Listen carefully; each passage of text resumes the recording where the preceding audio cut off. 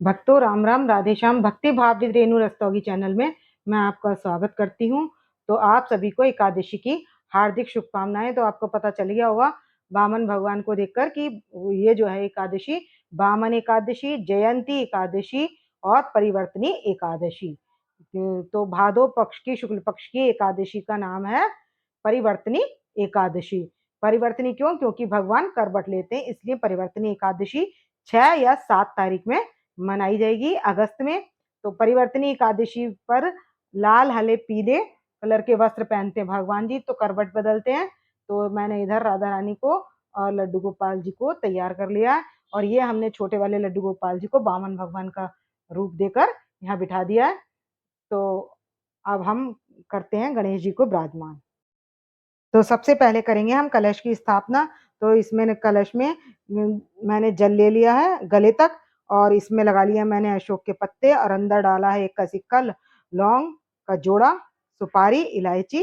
ये डालकर मैंने इसमें जल देवता को निमंत्रित दे दिया है कलश में, और इसके ऊपर मैंने नारियल रख दिया है और कलावा बांधकर और चुन्नी से ढककर इसको रख दिया है। तो ये अशोक के पत्ते मैंने 7 पत्ते लगा लिए।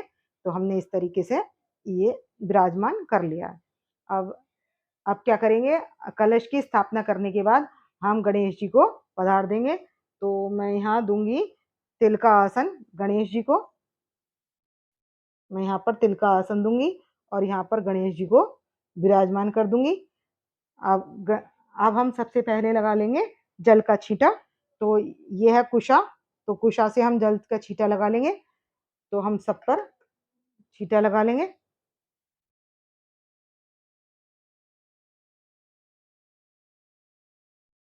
अब मैंने सबके छींटा लगा लिया, शुद्ध कर लिया, यानी कि अब हमारा शुद्धिकरण हो चुका है।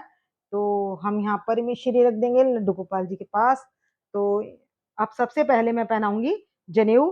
तो सबसे पहले मैं गणेश जी को जनेऊ धारण करा दूंगी।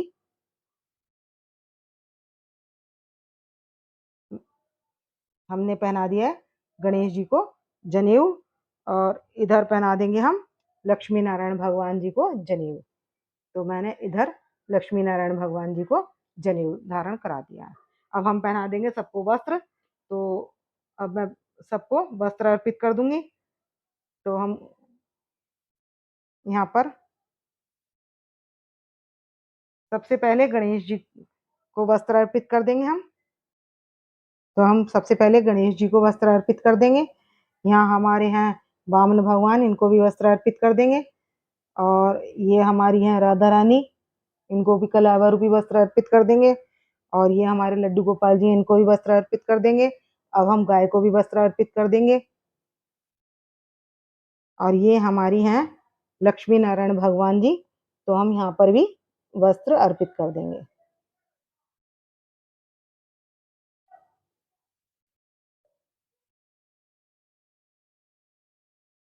तो हमने यहाँ लक्ष्मी नारायण भगवान जी को भी वस्त्र अर्पित कर दिए। अब लग अब लगाएंगे हम तिलक। तो हम रोली से तिलक लगा लेंगे। अब हम रोली से तिलक लगा लेंगे। तो अब हम सबसे पहले लगाएंगे गणेश जी के तिलक, फिर लगा लेंगे लड्डू गोपाल जी के तिलक,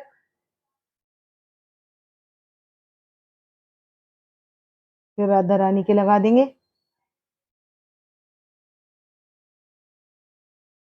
और लड्डू गोपाल जी और लक्ष्मी नारायण जी के लगाएंगे चंदन से तिलक।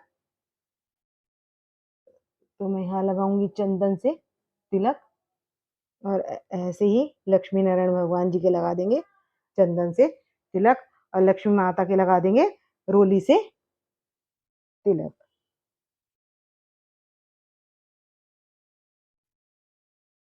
अब हम ये गुलाल अबीर लगा लिया है, ये हम अर्पित कर देंगे सबको। तो यहाँ पर गणेश जी को फूल अर्पित कर देंगे, और इसके बाद हम करेंगे विष्णु भगवान जी को, यानी कि अपने छोटे लड्डू गोपाल जी को यहाँ पर इनके पास पुष्प अर्पित कर देंगे बामा भगवान के पास, और राधा रानी के पास पुष्प अर्पित कर देंगे, और लड्डू गोपाल जी के पास पुष्प अर्पित कर देंगे, और गौ माता के पास पुष्प अर्पित कर देंगे।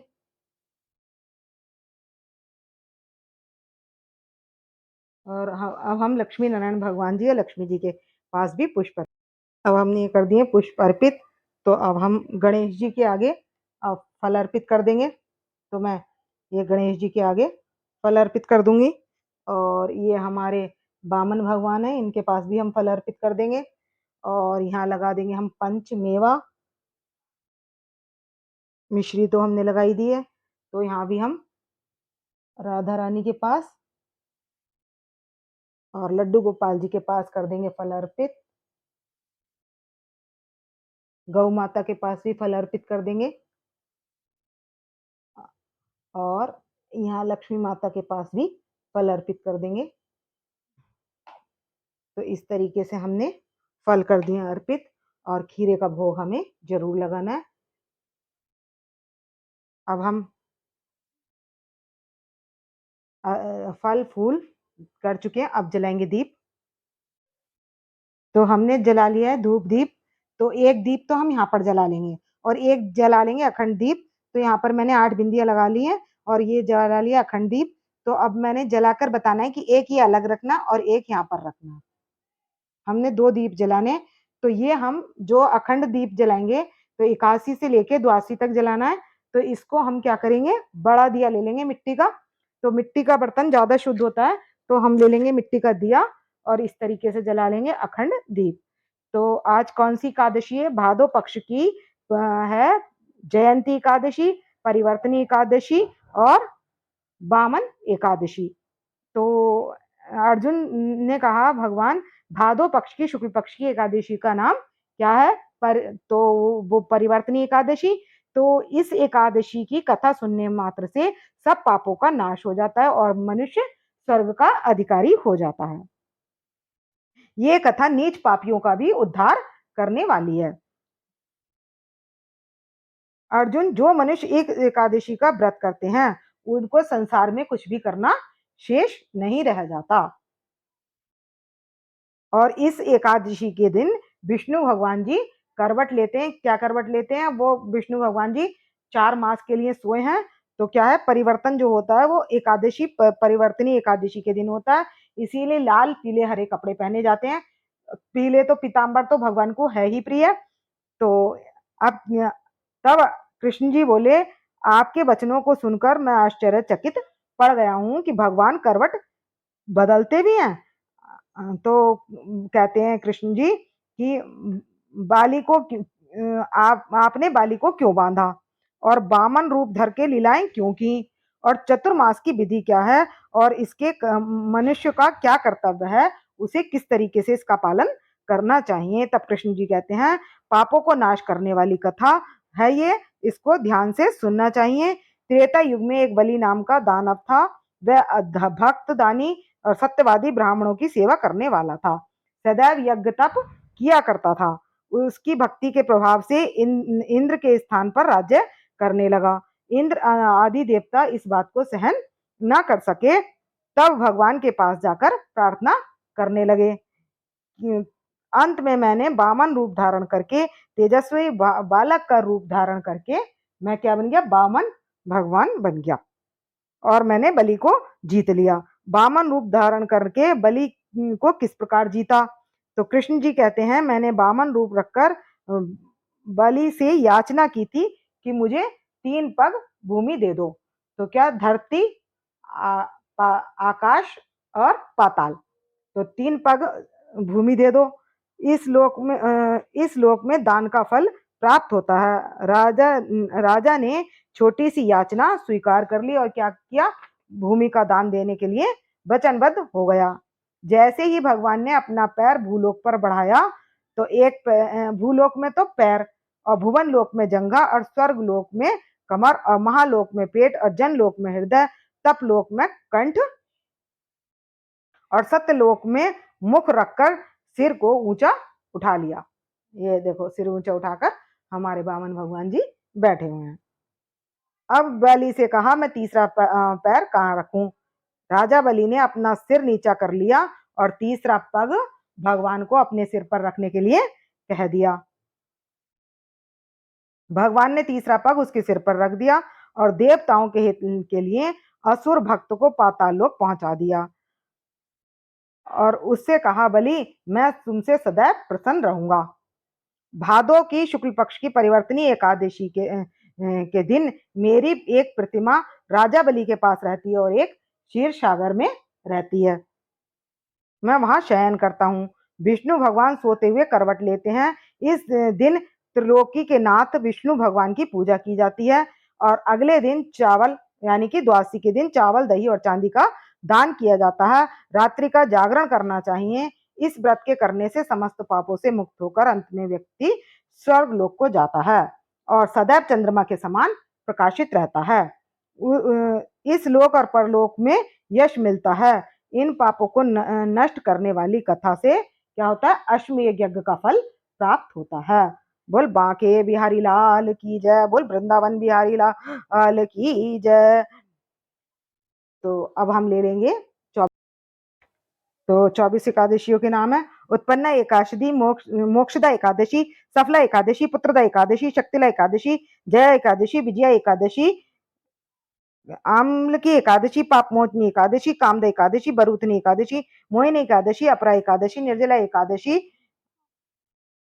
योगिनी एकादशी, चतुर्मास की देवशयनी एकादशी, कामिका एकादशी, पुत्रदा एकादशी, अजय एकादशी, परिवर्तनी एकादशी, इंद्रा एकादशी, पापंकुश एकादशी, रमा एकादशी, प्रबोधनी एकादशी, पद्मनी और पद्मा।